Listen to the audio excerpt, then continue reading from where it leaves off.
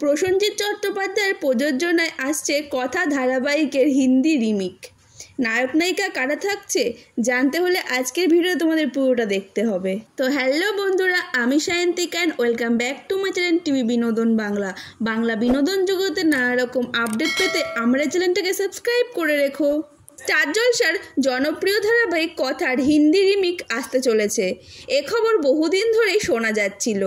কথা সিরিয়ালের প্রধান নায়িকা কথাকলি গুহ রায় ওরফে কথা চরিত্রে অভিনয় করছেন সুস্মিতা দে, আর নায়কের চরিত্রে দেখা যাচ্ছে সাহেব ভট্টাচার্যকে। তবে হিন্দিতে সিরিয়ালের নাম, নায়ক নায়িকা সবই বদলে যাচ্ছে। হিন্দি সিরিয়ালের নাম রাখা হয়েছে কবি নিম নিম কবি সৈয়দ সৈয়দ। স্টার প্লাসের এই সিরিয়ালে কথা চরিত্রে অভিনেত্রী আফিয়া তায়েব আলী থাকবেন। অন্যদিকে এই সিরিয়ালের নায়ক এভির চরিত্রে অভিনয় করবেন আবরাম কাজী। প্রসেনজিৎ চট্টোপাধ্যায়ের প্রযোজনা সংস্থা এনআইডিয়াজ ক্রিয়েশনের প্রযোজনায় আসছে এই সিরিয়ালের প্রোমো শেয়ার করে এ খবর নিজেই জানিয়েছেন প্রসেনজিৎ।